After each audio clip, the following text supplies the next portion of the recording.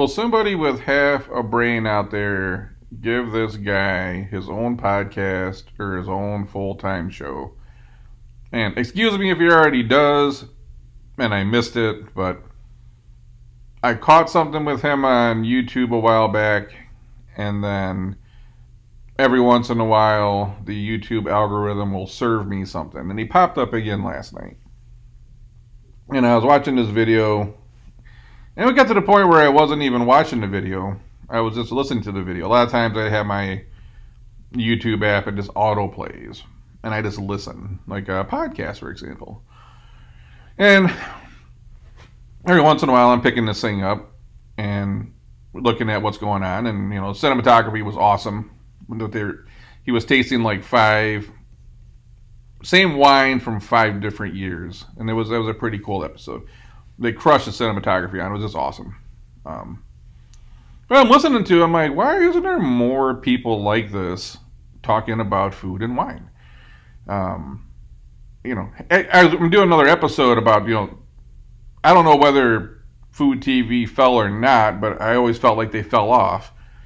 And I started digging around trying to think of, you know, why they fell off. I grew up listening to like Emerald and like Ming Tsai. Like, these are some of the people I learned to cook from, to be honest. And I feel like, you know, food TV started doing these like network competition bullshit shows, and like, I have no interest in that. Like, I want to cook. But it's like, you know, if they would have brought up people like this, maybe their network wouldn't have went down. And that's assuming it went down. Maybe it didn't. It feels that way to me. So I don't know if it's Food and Wine or whoever else is out there. This is someone that I feel could easily carry their own show. I would tune into this dude. Do a show on, give him his own channel on XM, or maybe there's a food and wine channel on XM. Do a podcast. It's not that hard to set up a podcast. I mean, he could probably do the podcast himself. There's one of those people that when you hear them speak, the way they speak, their tone of their voice, the amount of knowledge they have, the cadence in their voice, I feel like this is what the wine industry needs more of. He said something very clever. And he was explaining the difference in a wine opener he was using.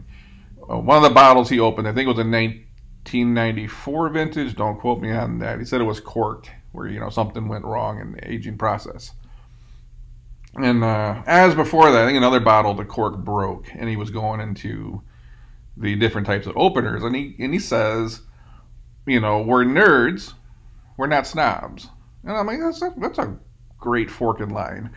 Because I got, you know, I'm that way with audio equipment. Like, I consider myself an audiophile. I do a little tiny bit of work in the music industry. Like, I'm an audio nut. And when I get talking about audio equipment it's a hobby and a passion of mine, I can see sometimes you come off as like an audio snob. And it's like, no, I'm just an audio nerd at the end of the day. I just love this shit. And I love when he said that I'm a nerd, not a snob. Because when you start thinking about wine, when I started getting into wine, I was probably getting into wine before I was even legally able to drink. I had a successful career in tech, and you had money to spend on the finer things in life, right? So by the time I was 21, I was already, you know, I was looking at those like 12-year-old scotches and stuff. I wasn't even messing around with those blends anymore. But, you know, my first experiences in the wine world was those of snobbery, and it's a turnoff. It's not even about being intimidated. It's just like I just don't like those people. No one likes the wine snob unless you're also a wine snob. And I think we've all seen a shift in society where it's not that like people hate the rich. That's always existed anywhere in time. People have always hated the wealthy people. Anyone that's had more than you hate them. But the rise of like elitism has made a lot of people, you don't like that, right? And I think that trickles down into, you have elitism in the wines, you got this, you know, the wine snobs, turns everybody off. And I like that, I'm a nerd, not a snob.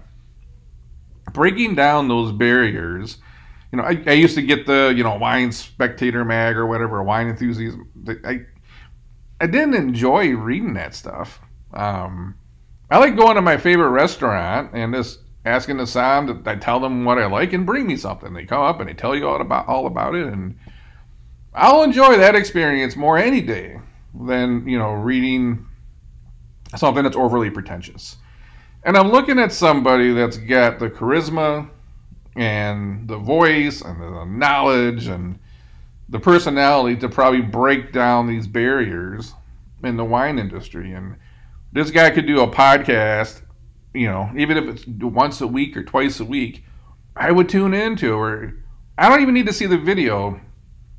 I have a podcast that does pretty well, and the only reason it does well is because I made it really simple for myself to record and I can get the content done. If I had to go and do video every time, and I know how labor intensive video is and all the work that goes into it, it'd take me forever to get an episode out. And that's why I like the podcast stuff, because I know I got my studio, I got all my audio equipment set up, I can just rip and get the stuff done. So, he doesn't even need video in a sense.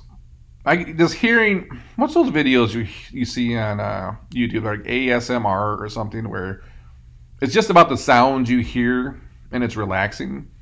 If you can just hear him, popping corks, decanting, pouring a glass, tasting, talking, that's ASMR at the end of the day. It's relaxing.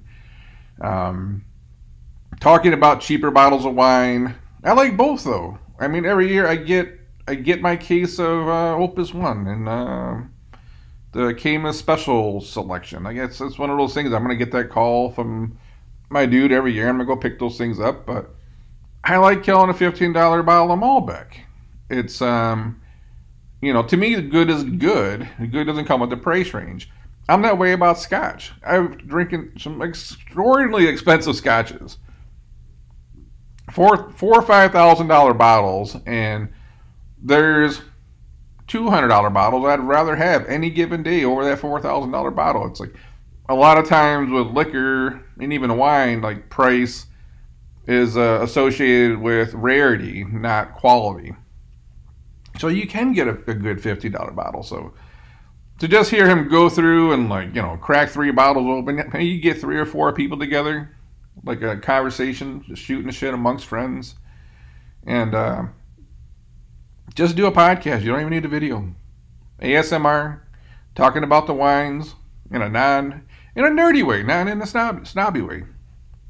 Breaking down those barriers, because no one likes the elite. The elite run amongst the elite, and then there's everyone else out here. And this is an opportunity for a great show that would reach the masses, and I think this is the dude to do it. And maybe he's already doing it. I need to go do some more research. I just had that thing pop up, and he just said that line about I'm a nerd, not a snob. And I'm like, man, that's the line right there when it comes to wine. The people that are they're real enthusiasts, that this is what they love and they just enjoy it. I'll give you an example of why that line resonates with me.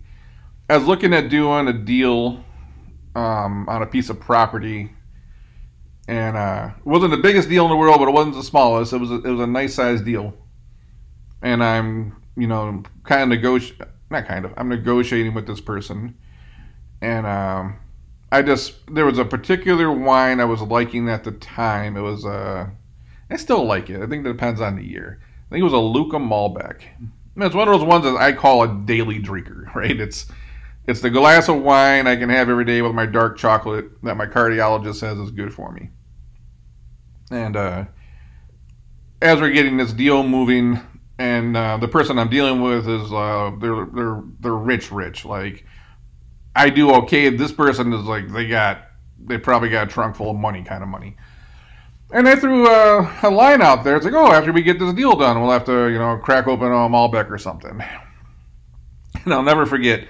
They wrote back the most snobbery line ever. It's like, oh, it's I only drink Bordeaux's. Like, what do you mean you only drink Bordeaux's? What if I brought you like a super second growth? Would that be too low brow for you? I just like these people out there that think that way. It's like me saying I only drink single malt scotch from Balvenie. And if someone's rolling along with a Macallan cast strength, I'm going to say no.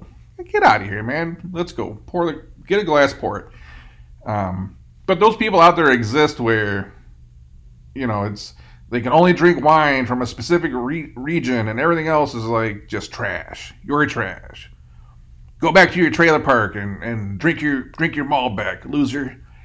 And this is some of the issues I feel you run into with wine. And I ran into it with a few wine shops over the years, when I was younger anyways, not so much more now. I was like, man, this is the guy I want to listen to. I don't want to tune in and no more of this overly snooty wine talk. Give this guy a show, get him the bottles, let him talk. And this is the new face of wine going forward. So anyways, I think he's got some other business ventures going on. Check him out. I think he's got his own wine line. If I saw in this article here. This thing is popping up in my face. Yeah, so he's got his own wines going on. Check out his wines. I've not had his wines. I just caught a couple things on YouTube, and I was like, man, this is something I want to subscribe to, something I'm interested in hearing more from. So maybe he's too busy running his own businesses. I get that. It's I own a handful of companies, more than a handful of companies I'm invested in. It gets busy. And that goes back to even with my podcast. I actually have my own studio for music production and my podcast. You got very limited time. You try to get in, you try to get it done, you try to get out. And, maybe the guy's too busy to do a podcast or his own TV show, but I just think he's someone that could pull it off. So check this guy out, and if you like him, drop a comment below. Until then, I'm going to catch you on the next one.